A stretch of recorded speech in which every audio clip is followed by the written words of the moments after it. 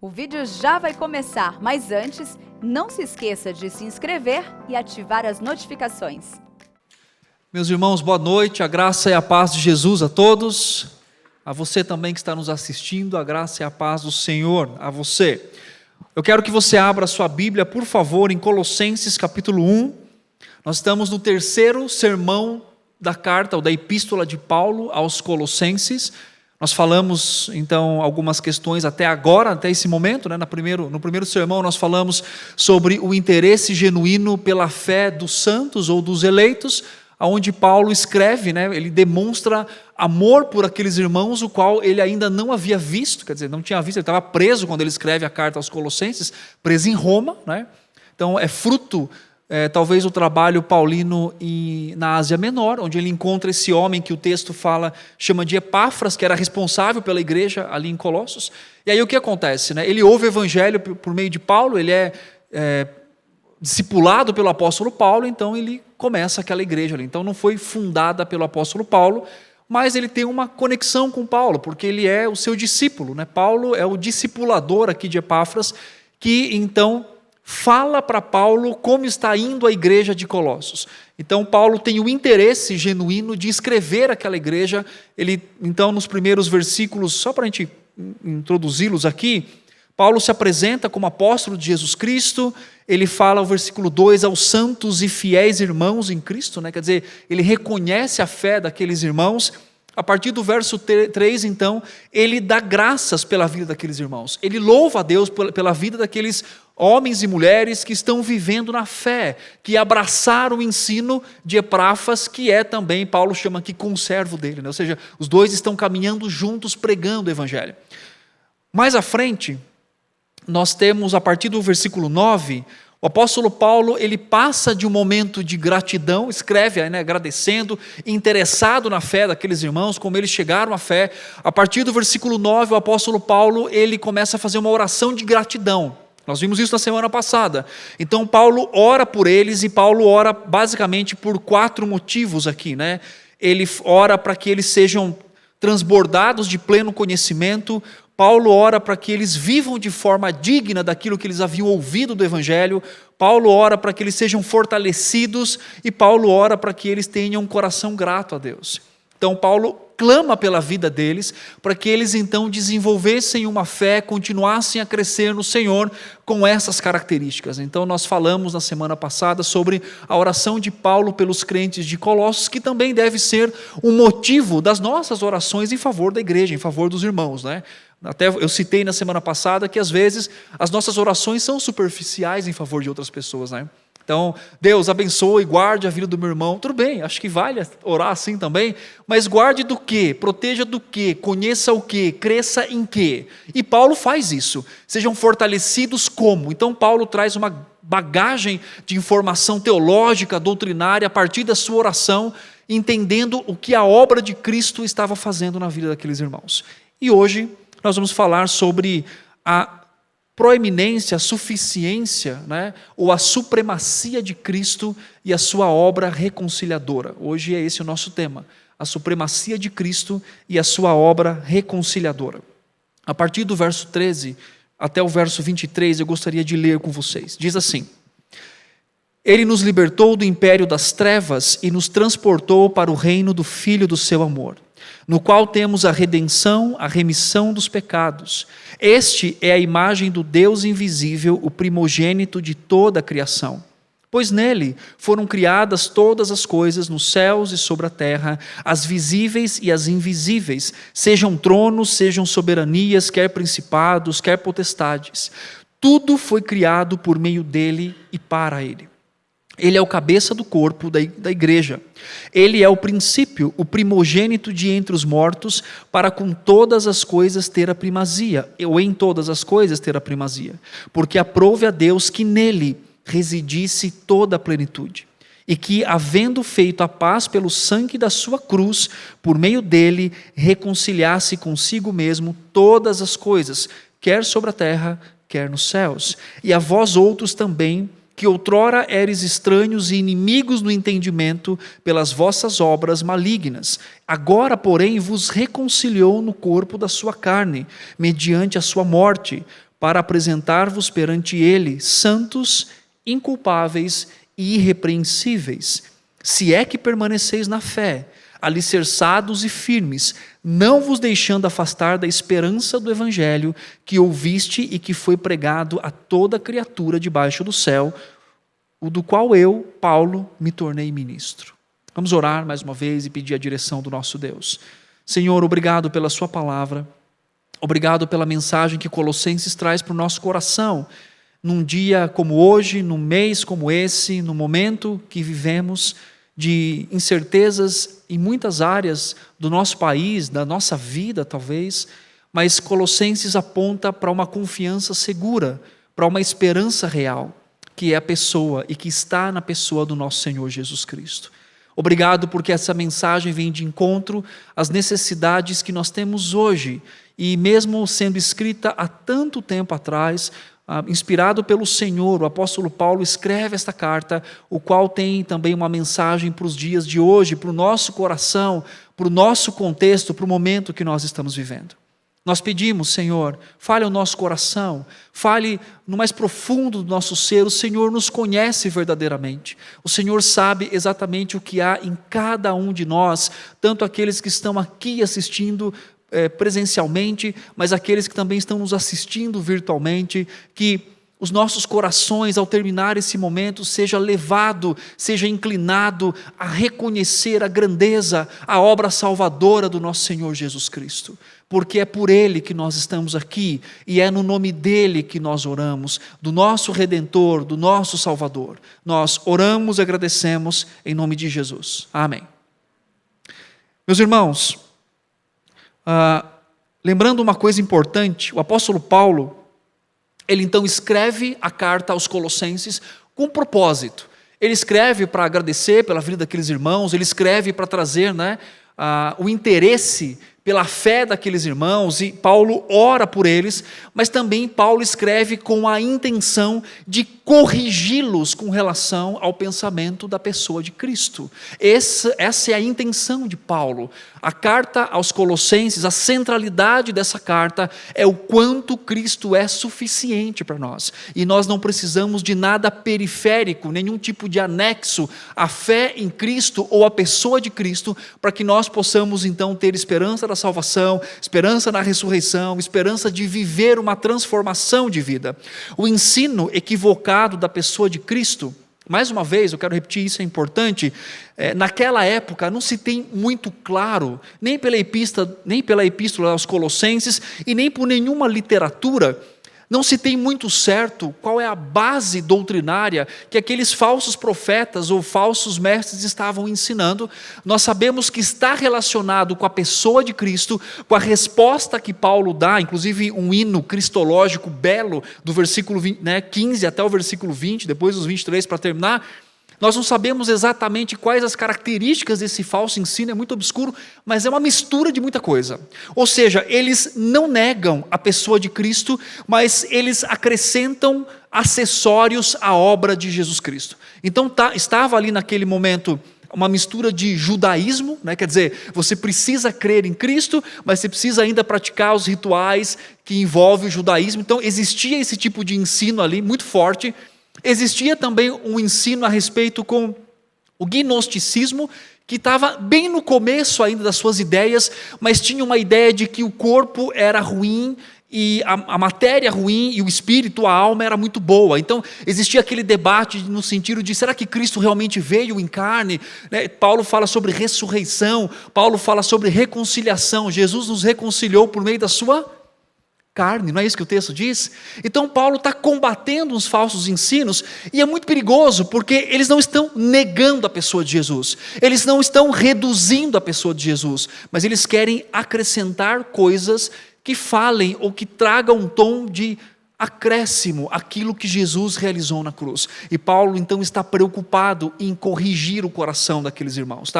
Diante dessa verdade, nós podemos aqui pensar, ainda a nível de introdução, duas coisas importantes. Paulo os trata como genuinamente crentes.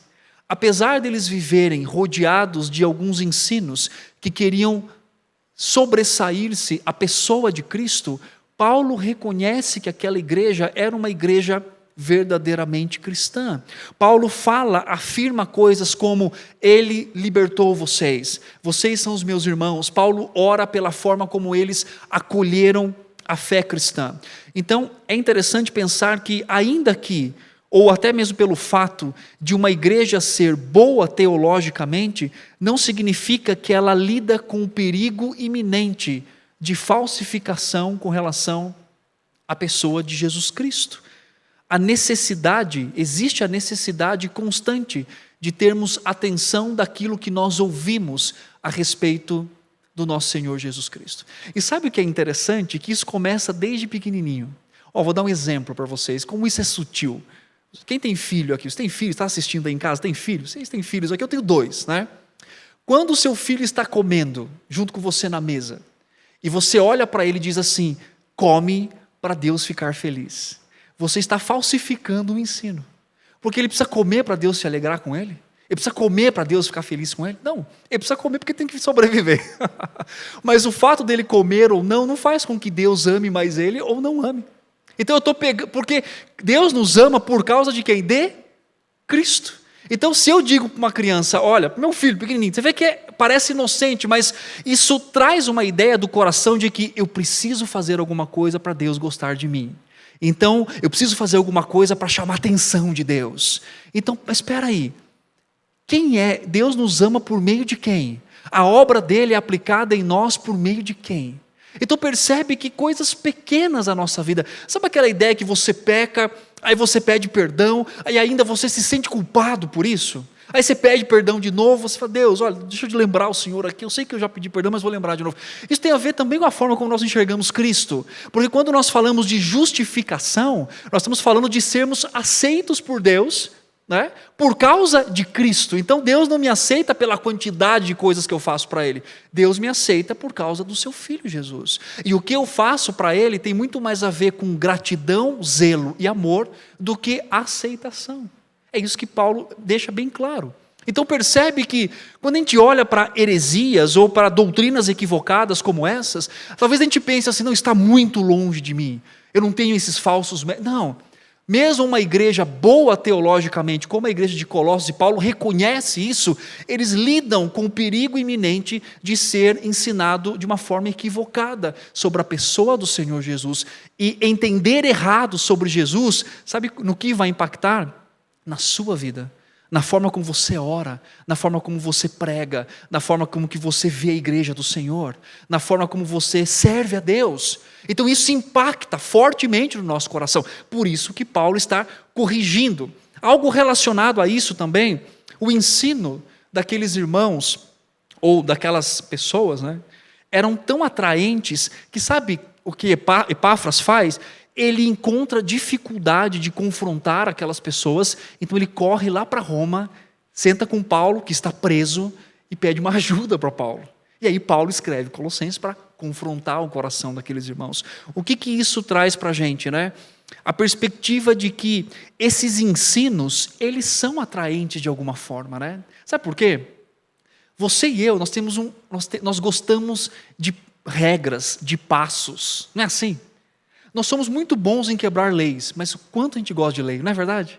Você fala assim: me dá. Eu vejo isso no aconselhamento. A primeira sessão de aconselhamento, as pessoas chegam e dizem assim: me diz o que eu tenho que fazer, me dá aí, qual é o passo? Como é que eu lido com a ira? Qual é o passo a passo? Porque às vezes há, né, uma forte ênfase no que nós podemos fazer, no que eu estou pronto para fazer. Então me dá aí o passo a passo que eu faço. E esse tipo de ensino é atraente, porque ele traz a ideia do tipo: Cristo morreu, mas sabe, você tem que fazer isso daqui, você tem que fazer isso daqui. E nós gostamos de egocentrismo, nós gostamos de querer fazer coisas para Deus, para que a gente diga assim: olha só como eu realmente sou bom. Não que nós não devamos fazer, devemos servir a Deus, mas com a motivação correta. E é interessante, né? Quando nós falamos de graça, às vezes as pessoas falam assim: mas é só isso? Eu não tenho que fazer nada? Não, a primeira coisa que você tem que fazer é entender quem você é em Cristo e o quanto a obra dele impacta na sua vida. E esse texto que nós lemos, ele compõe uma das mais belas exposições da pessoa e da obra de Jesus Cristo. Ele é conhecido na história como o hino cristológico, porque é uma composição poética de afirmações, de várias afirmações sobre quem Cristo é. Porque nenhum tipo de falso ensino que diz assim, Cristo não é suficiente, você precisa de Cristo mais alguma coisa, Paulo enaltece a obra, inspirado pelo Espírito Santo, enaltece a obra e a pessoa de Cristo, fazendo afirmações para recordar aqueles irmãos do Evangelho que eles haviam escutado outrora, tanto que Epáfras tinha ouvido de Paulo e eles tinham ouvido de Epáfras. Então ele fala assim, vocês já ouviram isso, por que vocês estão deixando de lado? Porque Cristo é suficiente, Cristo é a centralidade.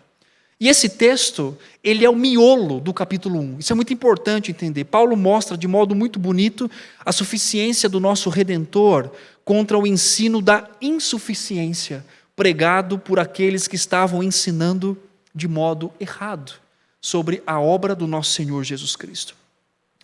E é interessante que nós somos muito tentados a flertar com outros amores ou com outros tipos de salvadores ou aparentes salvadores, mesmo na nossa vida cristã. E isso é interessante que isso pode tomar o nosso coração, e antes de entrar propriamente na exposição do texto, com as afirmações sobre a pessoa de Cristo, eu quero trazer aqui algumas reflexões que são pertinentes, que tipo de flertes que nós temos com a insuficiência de Cristo na nossa vida. Ou seja, como que nós olhamos para o mundo que vivemos e em que momentos nós podemos ser pegos para dizer assim, eu preciso de Cristo, mas eu vou dar um pulinho ali para experimentar uma outra coisa também. Quais são as áreas, normalmente, que nós podemos fazer isso? Eu vou citar algumas, depois a gente entra aqui na exposição do texto. Primeiro, formalismo. Formalismo é uma coisa boa em si, mas ela pode ser um auto-engano. O que isso significa? Nós estamos presentes com a Bíblia na mão, mas longe de um relacionamento com Cristo. O formalismo pode cativar o nosso coração a tal ponto de que exercê-lo é muito mais importante do que desenvolver um relacionamento com o Senhor. A formalidade, ela tem o seu lugar, mas ela não é o meio do qual conhecemos, amamos e servimos a Deus. Cristo é a centralidade de todas as coisas. Outra coisa é o legalismo. O legalismo, ele não é só uma distorção do Evangelho, ele é um outro Evangelho. Então, há às vezes no nosso coração a luta contra o legalismo, A ideia de, não, mas isso tem que ser feito assim, por quê? Porque é assim, porque todo mundo fez assim e vai continuar assim o resto da vida. Mas sem olhar exatamente o que isso traz de vida, de escritura, para o nosso coração. O legalismo é algo que vai, às vezes, sobrepondo à pessoa um comportamento externo, mas que não alcança verdadeiramente o seu coração. Nós sabemos que os fariseus viviam um legalismo, Eles lavavam as mãos e Jesus condena eles no sentido, não pela higiene, obviamente, mas pelo fato de dizer assim, olha, vocês estão tão preocupados em lavar as mãos e lavar os pratos, mas vocês sabem que toda a podridão humana sai do coração? Jesus fala isso com eles. Tanto que Jesus diz no Evangelho de Mateus, o que entra não contamina o homem, mas o que sai. É claro que uma vida transformada por Cristo vai ser exemplificada na forma que eu falo, que eu me visto, que eu me comporto, é claro que vai. Mas muitas vezes nós estamos tão preocupados em se mostrar crentes do que viver a fé cristã, que é o resultado exatamente de uma transformação interna.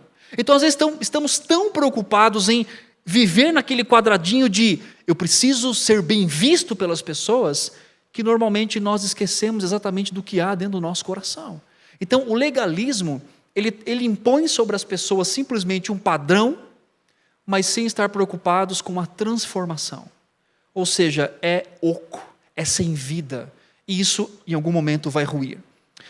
Outra forma também de Cristo ser insuficiente na nossa vida é quando nós praticamos o misticismo, É a vivência no Evangelho somente emocional. A fé bíblica, obviamente, ela não é estoica, não é uma fé que não exige emoção, que não tem emoção, mas não dá para viver só de experiência, Então, às vezes eu recebo assim, uma mensagem da pessoa dizendo assim, Você tem uma palavra para mim?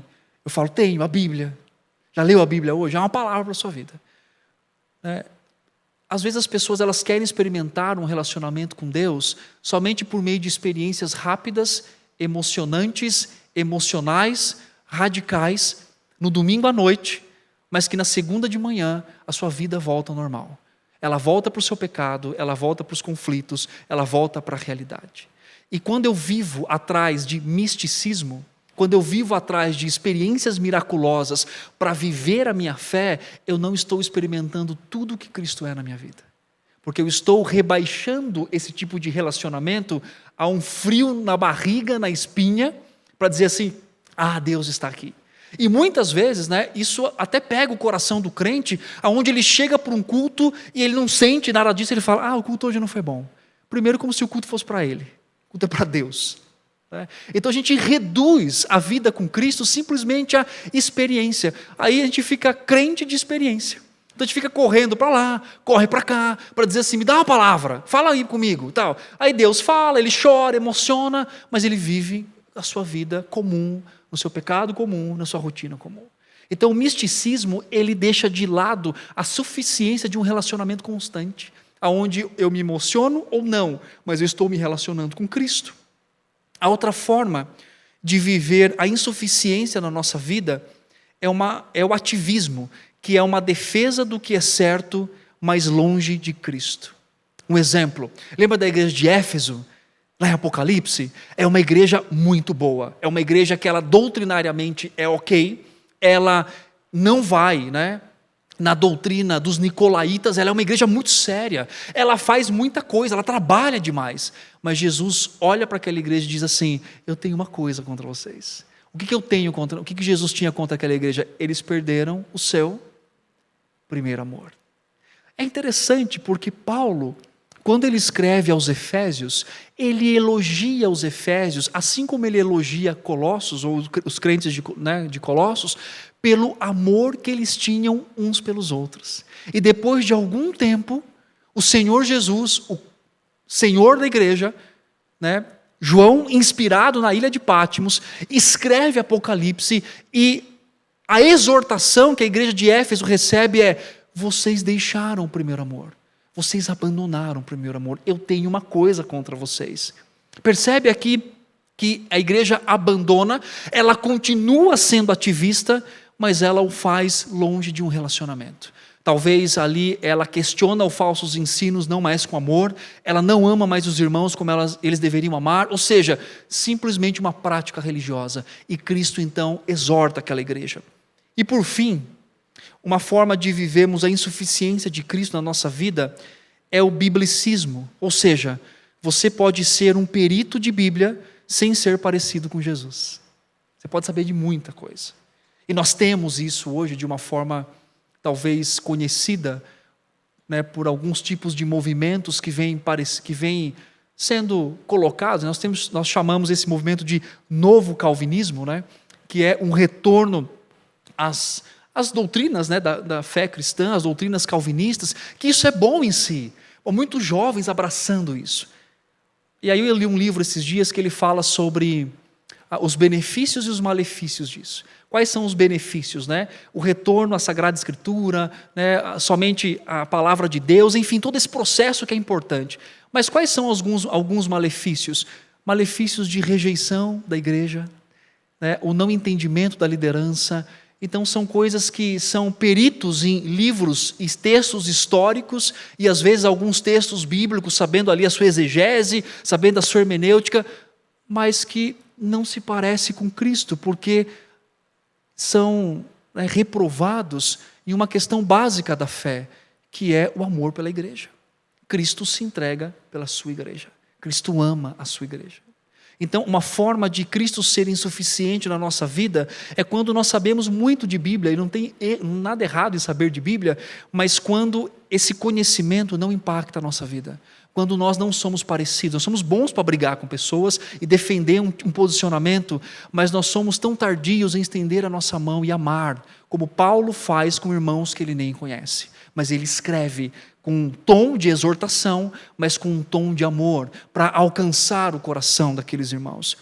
As substituições, como eu disse, elas são atraentes, porque elas enfocam muito a ideia de uma parte só do evangelho e também algo egocêntrico. Percebeu como nós podemos ser pegos pelo pensamento de viver uma vida não suficiente em Cristo? Está vendo que não é só naquela época, não é só com aqueles irmãos, não é só com pessoas ativamente ensinando dentro da igreja, mas sabe que isso é também uma tentação para mim e para você.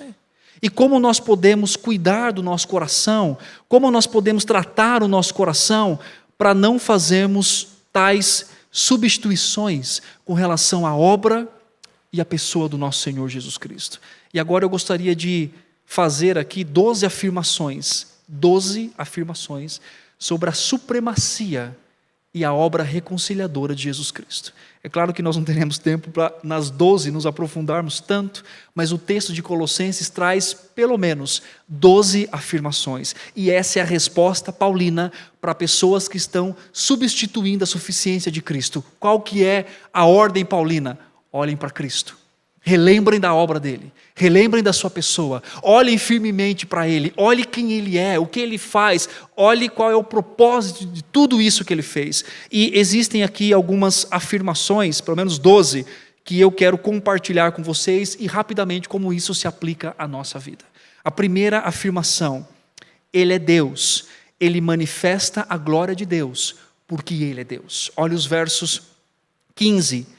Paulo diz assim: este é a imagem do Deus invisível, o primogênito de toda a criação. É no Filho que o Deus invisível se tornou visível, a fim de que o homem contemple aquilo que é invisível. De novo, para você gravar isso daqui, é no Filho que o Deus invisível se tornou visível, a fim de que o homem contemple aquele que é invisível. Então, em Cristo Jesus, nós temos a forma exata da divindade. Ele nos apresenta ao Pai, é isso que ele fala nos Evangelhos, e é isso que ele fala posteriormente. Quando nós vamos para Apocalipse, nós veremos na face de Cristo a lâmpada, chamado como lâmpada, como o próprio no Cordeiro, a glória do Pai. Então Cristo, ele é Deus, e esse ensino é importante para nos apegarmos à divindade de Jesus, a quem ele é, o que ele faz, né, o que ele tem feito pela nossa vida, e nos apegarmos com firmeza na questão da sua divindade, que é uma questão também refutada por aqueles que estavam pregando contra Jesus Cristo. Ele é Deus, e ele é a expressão exata da divindade. Uma segunda afirmação de Cristo é: ele é o primogênito de toda a criação, ele é o preeminente, ele é o criador de todas as coisas, tudo deve sua existência a ele. O apóstolo Paulo, ele faz uma coisa interessante que o próprio Pai, que o próprio Deus faz no Evangelho de João, por exemplo. Você vê João Batista testemunhando a respeito de Cristo, né? De repente, quando Cristo chega, João Batista sai de cena, e aí então é exaltado o próprio Cristo que começa a pregar. Quando nós temos, por exemplo, o batismo de Jesus, o que acontece? Uma voz do céu vem e diz assim: eis o meu filho amado em quem me comprazo. O apontamento do Pai para a pessoa do Filho é a ideia de que ele é o primogênito. A ideia de primogênito não é de ser criado, porque Cristo não foi criado. A doutrina da pré-existência é importante nós entendermos sobre isso, mas a ideia de primogenitura é a ideia de herança por direito. Tudo é dele, tudo pertence a ele. Tanto que a Escritura diz que nós somos co-herdeiros com Cristo da parte de Deus. Então ele herda e nós herdamos também. O fato dele ser o primogênito, quer dizer, tudo aponta para ele. Se nós temos um culto que não aponta para Cristo, não é um culto verdadeiro. Se nós não temos uma vida de piedade que aponta para Cristo, não é uma vida de piedade verdadeira. Se nós não temos um casamento que aponta para Cristo, não é um casamento, né, que realmente traga a imagem de Deus, a imagem de Cristo. Tudo deve ser voltado para ele. Não há momento da minha vida que eu não viva, não há nada que eu faça que não seja apontado para Cristo Jesus. Não é para mim, não é para o outro, mas é para o Senhor. O que deve inundar a nossa mente é que Ele é o primogênito, Ele é proeminente em toda a criação. O que eu faço, o que eu vivo, a forma como eu trabalho, isso deve ser conduzido na minha vida. Eu não trabalho simplesmente para ganhar o dinheiro e para comer no final do mês, que esse é um dos propósitos, mas eu faço o que eu faço para que Cristo seja conhecido. Eu educo os meus filhos para que Cristo seja conhecido. Eu vivo no meu lar para que Cristo seja conhecido. Eu participo dos cultos para que Cristo seja exaltado. E quando eu diminuo esse propósito, qualquer coisa para mim serve, inclusive acrescentar alguma coisa à obra da redenção. Egoísmo, egocentrismo. Paulo está dizendo, Ele é proeminente, Ele é o Criador de todas as coisas, sem Ele, nada disso existiria. Deus está apontando o nosso olhar para aquele que realmente tem proeminência sobre tudo, a pessoa do nosso Senhor Jesus Cristo. Nós temos aqui a doutrina da pré-existência, não como criado, mas como herdeiro, e tudo aponta para Ele. Uma quarta afirmação a respeito de Cristo, ou na verdade uma terceira afirmação, é que todas as coisas foram criadas para Ele. Ele é o centro do universo. A nossa vida pertence a Cristo Jesus. A grande ideia é que sempre seremos senhoreados. O nosso coração foi feito para isso. Nós não vivemos sem Senhor. Ou haveremos de servir a Deus, ou haveremos de servir ao mundo, a Satanás, aos principados, enfim. E a grande perspectiva do olhar é que Paulo está fazendo com que esses irmãos olhem para o fato de que eles pertencem a Cristo agora, de que a vida deles não é mais para eles. Eles não podem determinar como eles pregam, eles não podem determinar como eles vivem, eles não podem determinar como é vivida a fé, porque nós pertencemos a Cristo. Versículo 16 diz assim, pois nele foram criadas todas as coisas nos céus e sobre a terra, as visíveis, as invisíveis, e ele diz assim no final do versículo, tudo foi criado por meio dele e para Ele. Isso traz a perspectiva de propósito, não é verdade? Quando nós vivemos para as coisas secundárias e substitutivas à obra de Cristo, nós não temos um alvo definido. Afinal de contas, eu vou viver para o quê? Para quem? E na verdade esse alvo acaba se tornando muito para mim, né? O quanto eu faço para me sentir bem aquilo que eu faço. Mas Paulo está apontando pelo fato de que nós pertencemos a Jesus Cristo. Nós somos para Ele. Nós somos dele. Tudo foi criado para o fim da sua glória. O nosso culto, a forma que nós aconselhamos, o modo que nós vivemos, tem que ser para Ele. Nada é nosso. Nada é extremamente nosso. Uma outra afirmação, Ele é eterno antes de todas as coisas. Ele está fora e sobre a criação. A eternidade do nosso Salvador garante o modo como vivemos nesse mundo. O fato dele ser eterno, ele conhece e sabe de todas as coisas. Ele estava desde o início e estará até o fim. A outra afirmação é, ele é o sustentador de todas as coisas, ele mantém controle sobre tudo. O texto diz exatamente o seguinte, versículo 17, diz assim, ele é antes de todas as coisas, nele tudo subsiste. A ideia de subsistência é a ideia de existir abaixo de alguma coisa. E a perspectiva que Paulo mostra é que nós existimos, né? Ou seja, Ele é o sustentador de todas as coisas. Ele nos sustenta, Ele guarda a nossa fé, Ele guarda o nosso coração. Nós não poderíamos viver de uma forma independente da pessoa de Cristo. Paulo reconhece isso quando ele se mostra alguém fraco diante da força do próprio Deus. Ele é aquele que nos sustenta. Ele está guardando tudo. Tudo está sob o controle de Cristo. O texto também diz, uma outra afirmação, que Ele é o cabeça do corpo. Ele é o rei e doador da vida para a igreja. Olha o versículo 18. Ele é o cabeça do corpo da igreja. Ele é o princípio, o primogênito entre os mortos, para em todas as coisas ter o que? A primazia. Isso significa que o jeito que eu vivo igreja, que eu sirvo na igreja, que eu testemunho da igreja, que eu penso em igreja, não é o modo em que eu queira, mas é o modo em que o Senhor deseja.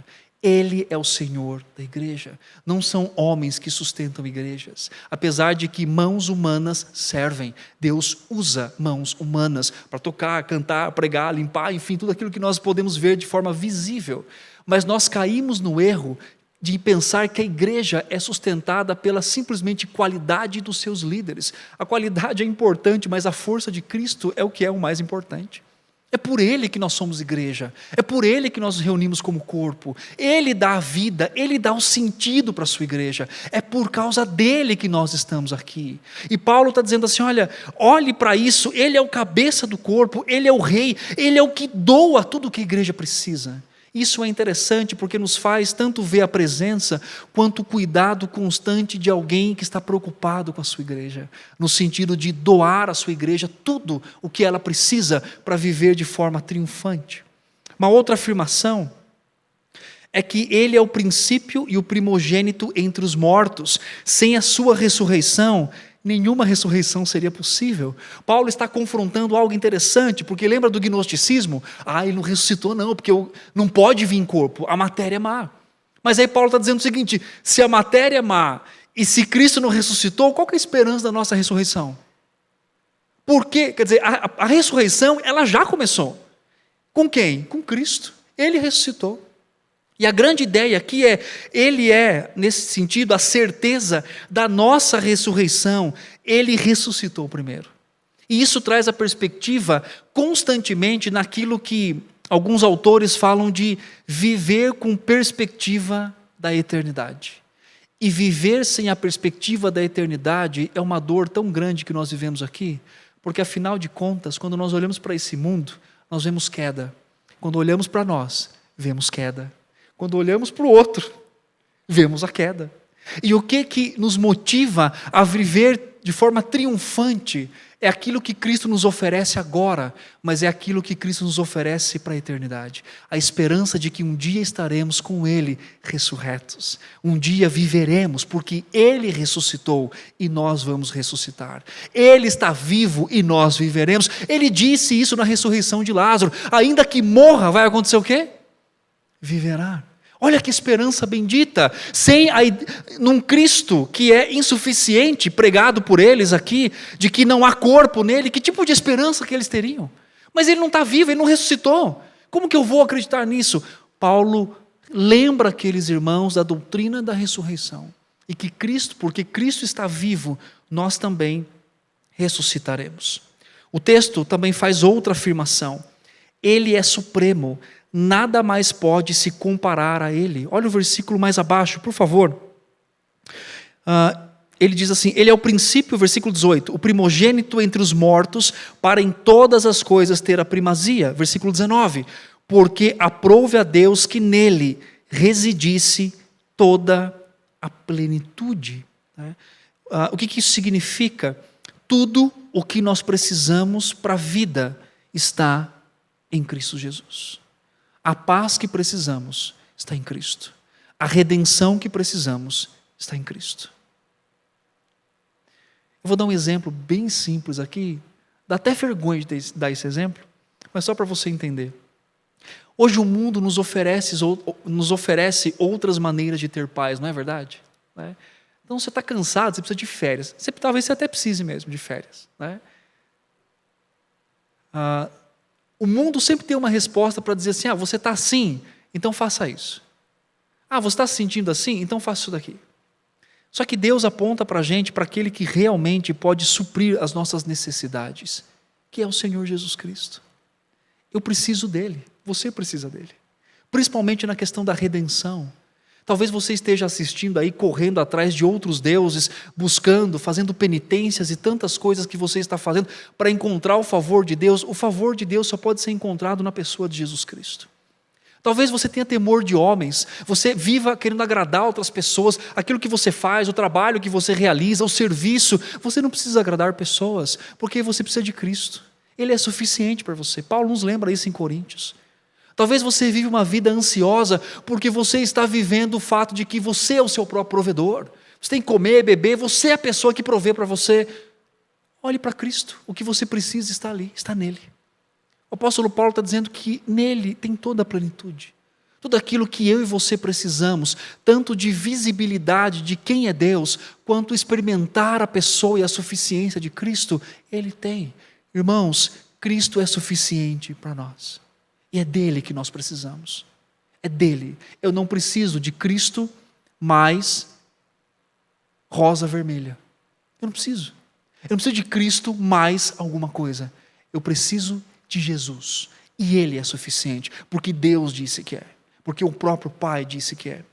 O texto também diz que Ele é reconciliador de todas as coisas. Sua obra redentora não deixa nada no universo fora do seu alcance. Por meio da sua obra redentora, nos reconciliou consigo mesmo. O apóstolo Paulo está dizendo que por meio da sua carne, do seu sangue, da sua dor, do seu sofrimento, Jesus Cristo nos reconciliou consigo. A perspectiva de que nós éramos separados, estávamos longe, perdidos, sem nada, sem ninguém, sem Cristo.